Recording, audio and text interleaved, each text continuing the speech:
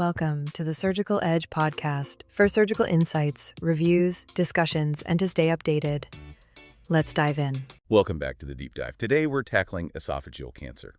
It's a tough one, a malignancy where vigilance is absolutely key, and frankly, where good outcomes really depend on fast, coordinated, multidisciplinary care. That's right.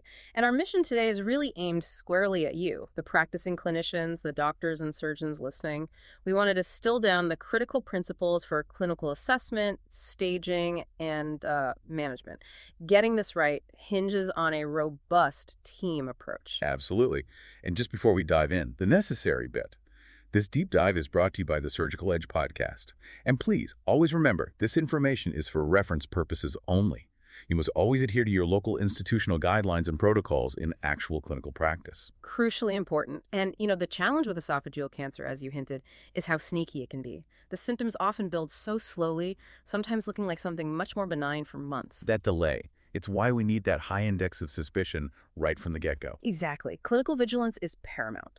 Okay, let's kick off with a classic red flag. Progressive dysphagia. We hear this term a lot, but what's the specific pattern you should be listening for? How do you tell serious blockage from, say, just minor swallowing issues? Yeah, good question. The key is progression. Typically, the patient first struggles with solid foods, things like bread, maybe meat. But liquids are usually fine initially. Okay. It's only as that tumor grows, as it narrows the esophagus circumferentially, that they start having trouble with softer foods, semi-solids, and then eventually liquids too. And that feeling of food sticking. That's a huge red flag. If a patient says food feels like it's getting stuck or obstructed, that's an immediate high-risk signal. They've probably already changed their diet subconsciously, maybe moving to soups or softer things. You need to factor that in. Right, so dysphagia is the big one. But what about other symptoms? Maybe less specific, but still ones that should make us think, okay, we need to investigate this properly. Definitely. There's a whole constellation. Unintentional weight loss is very common, often just because they can't eat properly. But really pay attention to persistent indigestion or heartburn, especially if it's just not getting better with the usual reflex meds. Refractory symptoms, yeah. Exactly. That needs looking into. Don't just keep writing prescriptions. And what about signs suggesting it's maybe more advanced or higher up in the esophagus? Well, things like hoarseness or a chronic cough that doesn't have a clear chest cause, that could mean the upper esophagus is involved, or even the recurrent laryngeal nerve. Nerve palsy, right. And you also need to actively look for subtle signs of GI bleeding. That could be obvious, like vomiting blood, hematemesis, or melena. Or maybe just iron deficiency anemia on their bloods. Precisely. Unexplained anemia always needs a workup. And then, unfortunately, if they're presenting with things like bone pain or new breathing problems suggesting it's invaded the airway. Tracheobronchial invasion. Or neurological signs, yeah. Then you're likely dealing with a metastatic disease already. The alarm bells should be ringing loud and clear then. Okay, so the flags are up, suspicion is high, the clock's ticking. Before we even think about treatment, we've got to pin down the diagnosis and figure out exactly how far this thing is spread. Beyond the history, the exam, checking nodes, basic labs, what's the absolute first diagnostic step? Right. The gold standard for diagnosis is the upper GI endoscopy. OGD or EGD, whatever you call it locally. That's essential. And just scoping isn't enough, is it? Biopsies are crucial. Absolutely critical. You need adequate biopsies. The recommendation is usually at least 6 biopsies from any suspicious-looking area. You need that tissue to confirm it's cancer, and importantly, what type of cancer it is. Adenocarcinoma versus squamous cell carcinoma. Exactly, because that distinction really guides the next steps in management and potentially molecular profiling, too. So endoscopy tells us what it is. But deciding on treatment, especially surgery, that hangs entirely on knowing the local spread. I've heard surgeons say endoscopic ultrasound, the EUS, is almost the most vital piece of the puzzle. Why is it so important? It really is pivotal. EUS gives you that detailed local picture that a CT scan often just can't provide. It tells you the depth of the tumor invasion, that's the T stage, and crucially, it assesses the regional lymph nodes, the N stage. And getting that wrong is disastrous. It can be. You absolutely want to avoid, say, taking a patient for a massive operation like a esophagectomy if they're actually understaged. They might have needed treatment before surgery, neoadjuvant therapy, or perhaps the surgery wouldn't even be beneficial if the nodes are extensively involved. EUS helps avoid those scenarios. Okay, so EUS for the local T and N stage. How do we look for spread further afield? Systemic staging. That's where CT comes in, CT of the thorax and abdomen. It looks for more obvious spread, to the liver, lungs, adrenal glands, distant nose. And PTCT. Is that standard now? It's become increasingly standard in many centers, yes. The real value of PTCT is that it adds metabolic information. It's very good at picking up small spots of metastatic disease, occult mets that might be missed on a standard CT. Right. Seeing metabolic activity.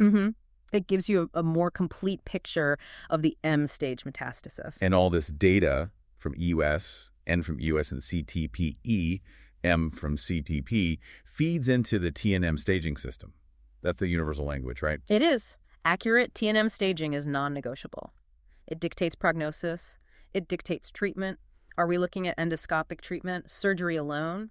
Or, as is often the case, treatment before surgery? You can't make those calls without comprehensive staging. You'd be flying blind. Okay, let's pivot to management then. It's clearly complex, needs that multimodal approach, tailored to the patient, the stage, location, histology. Where do we start? Best case scenario, very early disease. Right, for the very earliest cancers, the really superficial ones just in the mucosa T1A, especially if they arise in Barrett's esophagus, we might actually avoid major surgery altogether. Yeah, endoscopic options. Exactly. Things like EMR, endoscopic mucosal resection, or ESD, endoscopic submucosal dissection. These can actually be curative in carefully selected cases. It really highlights why screening and early detection are so important. But once it gets a bit deeper, say T1B or maybe some T2 tumors, then traditionally, esophagectomy, removing the esophagus, becomes the primary curative option. and surgery's evolved too, hasn't it? Minimally invasive approaches. Definitely. There's a strong trend towards minimally invasive esophagectomy, laparoscopic or robotic, which can help with recovery. But the key thing, regardless of approach, the real quality marker surgeons focus on is getting an adequate lymphadenectomy. Removing enough lymph nodes. Precisely. That's vital not just for accurate staging after the operation, but also for clearing out potential microscopic disease and improving long-term control. Okay, now the more common scenario, unfortunately. Locally advanced disease. So T2 or higher or positive nodes showing up on staging. This is where the MDT, the multidisciplinary team, really comes in. Absolutely mandatory. For locally advanced disease, the standard of care now usually involves neoadjuvant therapy. That means treatment before surgery. Chemo, radiotherapy, both. It can be either chemotherapy alone or, more commonly, chemoradiotherapy CRT. The evidence is pretty clear that this approach improves survival compared to surgery alone. And why is that? What's the thinking behind hitting it with chemo or radiation first? Well, there are a few reasons. It aims to downstage the tumor, shrink it, potentially sterilize microscopic deposits of cancer cells that might have spread locally. Making the surgery easier or more effective? Potentially, yes. It can increase the chances of getting clear surgical margins, what we call an R0 resection, and it treats potential micrometastatic disease early on. Are there downsides or friction points in coordinating this? Oh, absolutely. It means the patient undergoes significant treatment before a major operation.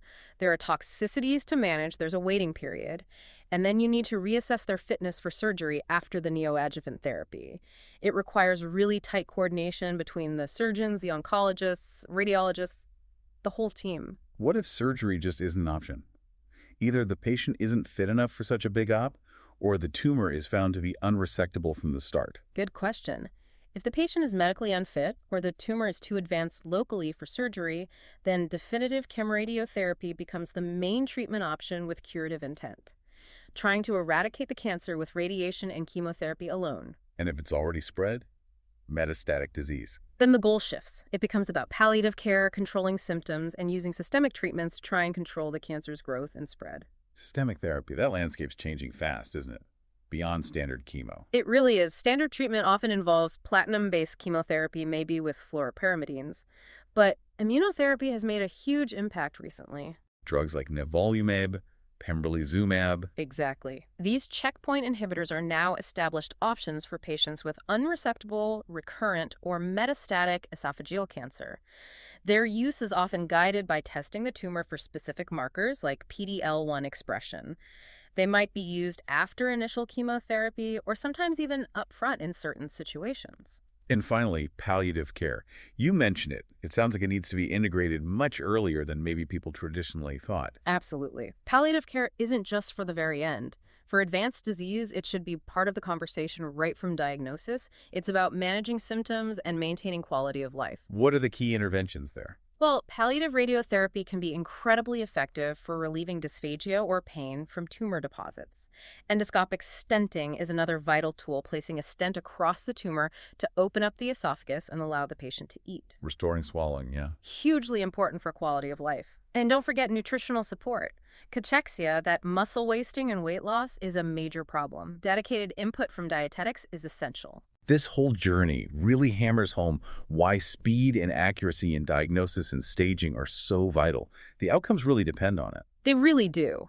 When you look at the prognosis, it's a stark reminder. Catch it very early, T1 disease, and the 5-year survival might be over 40%. That's still not great, but it's vastly better than later stages. And if the lymph nodes are involved? Once it's spread to regional nodes, 5-year survival drops significantly, often less than 20%. In metastatic disease? Tragically, with distant metastases, survival is usually less than 5% at 5 years. Those numbers. They underscore why every step, every decision, every bit of delay matters. So let's boil this down. For the clinician listening, maybe the first point of contact for a patient with worrying symptoms. What are the absolute key takeaways from everything we've discussed? Okay, 4 key things, I think. First, maintain a very high index of suspicion for progressive dysphagia, and act fast on red flags like weight loss or refractory heartburn. Accelerate that investigation. Don't wait and see. Don't wait and see. Second, early referral to a proper multidisciplinary team is crucial. This isn't a disease managed by one person. You need surgery, oncology, pathology, dietetics, palliative care, all working together. Right, teamwork. Third, comprehensive staging is mandatory before you make any treatment decisions. That means endoscopy with good biopsies, EUS for local staging, and CT plus or minus PT-CT for systemic staging. Get the full picture first. No shortcuts on staging. None. And fourth, for patients with advanced disease, integrate palliative care early. It's not giving up. It's about providing the best possible care and quality of life throughout their journey. It really comes down to sharp clinical skills combined with that evidence-based team approach, doesn't it? It does. Prompt recognition, accurate staging, and well-coordinated multidisciplinary care. That's what makes a real difference to both survival and quality of life for these patients. Before we wrap up, any final thought for our listeners to chew on? I guess just this. The field is moving fast, especially with systemic therapies like immunotherapy. What we consider best practice today might evolve quickly. So it's vital we keep auditing our own results, stay updated with guidelines, and constantly ask, are we offering our patients the very best cutting-edge care available? That ongoing reflection is key. A crucial point. Well, that brings another deep dive to a close. A huge thank you for joining us to unpack this really challenging but important topic. If you found this useful for your practice, please do share it with at least one colleague or friend. Help spread the word about the Surgical Edge podcast. We'll catch you next time. Thank you for listening to the Surgical Edge podcast. Don't forget to like, share, and subscribe. Help us grow and deliver even more relevant surgical content by pressing the support button. Your contribution truly makes a difference. And don't forget to share with us your advice, feedback, and the topics you would like us to include.